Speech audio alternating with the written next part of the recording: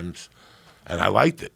So I'm not gonna lie to you, but I knew that it would be a problem. I had enough problems on my hands with the addictions I already had, so I left it alone. And till this day, I've been clean. 11 years from that white fucking devil. Amazing. And I don't know how I did it. I woke up one day and that was it. There was no rehab. There was no hugs. I looked at my girlfriend at the time, and I knew I didn't want her to find me on the floor. There's some people, like you and me, we're born to find motherfuckers on the floor. Last week, my friend on the floor. So OD'd. I'm sorry to hear that. So, in Brooklyn, OD'd. Sorry, on the Mike. floor, on the floor. There's some people who aren't cut out for that. It'll change their whole life. My wife is from Tennessee, good family. I didn't want her to find me on the floor. And one day I just stopped. And I keep the reefer because it keeps my mind back on the street and who the fuck I was. That's the last thing I do because it's my teddy bear, Mike. I started smoking chocolate tie in 1980 and, gold. That was a good year, Oh, my God. Bed-Stuy, chocolate tie up there. Sure, that's jeans, that shit baby. would fucking kill you. Sure, that's so I jeans. always kept marijuana. I don't like the word sober. It makes people edgy. People that live sober, they have to hide or something. I don't like the word sober. Well, I got to tell you something Go ahead. that I just read in this book, How to Change Your Mind by Michael Pollan. It's all about psychedelics and LSD and psilocybin. And he talks about in there how one of the main AA founder, Bill Wilson, he had they talk about in the 12 steps, they talk about having a spiritual awakening. Bill had his spiritual awakening in a guided trip on this stuff called belladonna, which is like a hallucinogenic compound. And he was a huge believer in the idea that LSD could cure alcoholism. He was a big believer in psychedelics. It kind of blew my mind. I knew that too. Because what it does, these things are different. They crush our ego. They show us all our trauma and our pain, and they help us forgive ourselves, Joey, do you still do any, I know you've posted like jars of fucking mushrooms on your Instagram, but do you still? It's funny when we were talking about mescaline. We used to get mescaline Remember hits. back in the days? And back in the day, and four-way And acid and and all that stuff. stuff? My mom died. I started doing acid maybe a year before my mom passed. But when my mom passed, one of the reasons I'm still here is because I went on an acid fucking tear for like a year. I'm scared now that I might have something because for a year I did acid. I would go home at night, do a hit of acid and listen to Black Sabbath. I would force myself. And then my mother died in 79, and in 80, The Wall came out. They do a song called Mother. Oh, yeah. And Ozzy Osbourne has a song on his album, Mother, Please Forgive Us. And I would force those on myself and face my reality that my mother was gone. I mean, it took me 5 years. Grief is a fucking motherfucker. Yeah. It took me basically from 79 to 84 to basically realize when she was gone. Even though they put her in a hole, I was there. There were nights I would still drive by my old house just to see if they made a mistake. And she got caught at Yonkers Raceway in traffic and just, so the acid helped me deal with it. I hate myself for doing it, what I did, but one of the reasons why I'm still here is because I faced my fucking Well, I think pain. Yeah, man. I think it's very therapeutic. They're coming out with more and more studies about how these things are helping people deal with depression, dying, the most intense things that happen in life. And that's what kind of blew my mind is that the 12 steps that he put together are really the steps of a psychedelic trip. You surrender to something. You realize that you are in the hands of God, and you make an encounter with God and oneness, and we are all connected.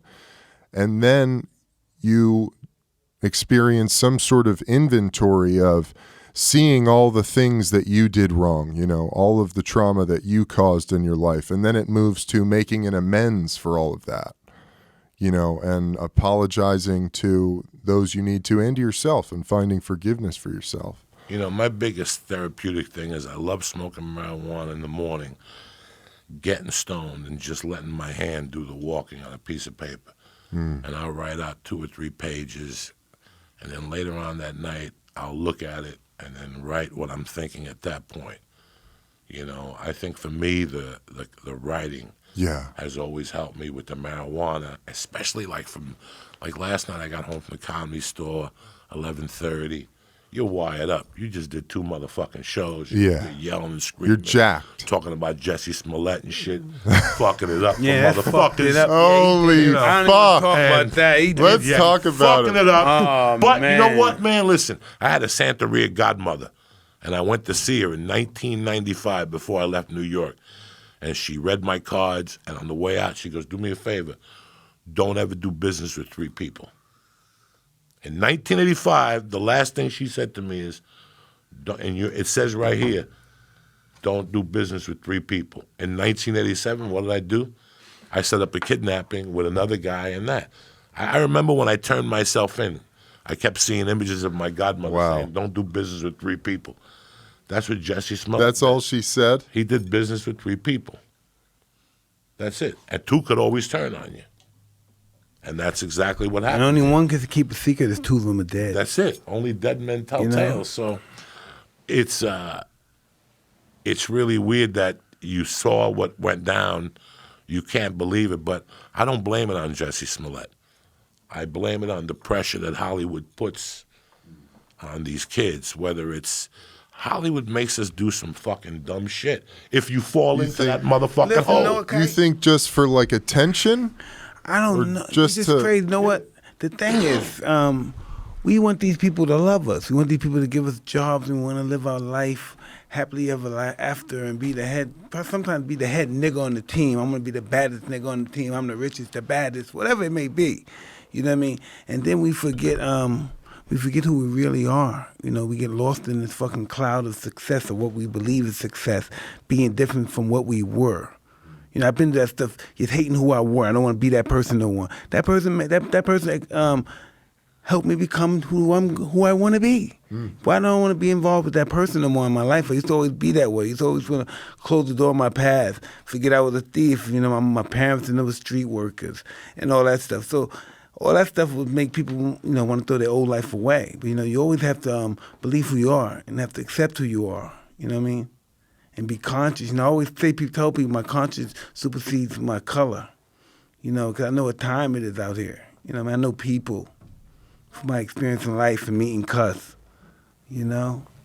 I wish I would have met Cuss, because when I did The Longest Yard, as I was shooting it, I got smoke blown up my ass.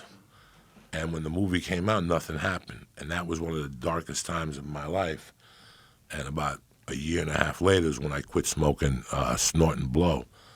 That was the darkest pain I had, and after that I never bought into it. Betrayal's the trip. Betrayal causes people to commit suicide. You know, you think, you know, if you do well here, this is going to happen, and no one ever calls you. You know what I mean? They tell you all these stories that you do this, you sign this is going to happen, but it never really happens to the degree which they tell you it's going to happen, you know? Well, your mind plays tricks on you, you know. One thing I never did was sell my soul. I knew who I was. I knew where I came from, and I kept it in the back of my mind. And that helped me. After The Longest Yard, I had my little bout with my shit. And like I said, November 2007, I just stopped. I had to get a movie, and the producer said to me that my reputation preceded me, that before I accepted this movie, that I knew I had to be on the set every day, and they knew I had some type of drug problem, so it embarrassed me so much. I said, I got to give this up if I want to move on, you know.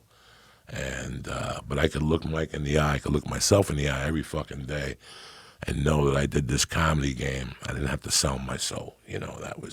I'm a bad motherfucker from the Comedy Store. Being from the Comedy Store So is like easy being to sell like, your soul, you know. It's just, no, doesn't it's even very seem easy. Hard. Doesn't even seem It's hard. very easy, but no, we get confused at times. I know when you were a young man, they threw a lot at you at one time. Oh, man, when you forget came it. from fucking nothing, they You threw forget everything it. at you. Forget it. And I can't tell you what, you know, when you think about it now, what you survived. No, I don't even wanna bring it up. It I'm was, just you very know. grateful, but yet, sometimes when I see people who are blind, like people like Stevie Wonder, even though he may have been through hard times in life or been through divorce or something, but imagine being able to see the person that you love hurt you, right? Stand on that fucking, what is that, a stand in court. You know, imagine if a blind person could see that. Somebody that you love said, fuck you, he did this to me. In front of everybody, it's over. Yeah, I got a divorce too, and Imagine somebody things were telling you, said. imagine me never see this wife. I spent my life with this person. I love this person with every grain of love I had in my body and my mind, everything. And this is what this comes to. It's two niggas tearing at each other like animals. I love you, Mike. Oh, I love you You've too, been a brother. big influence.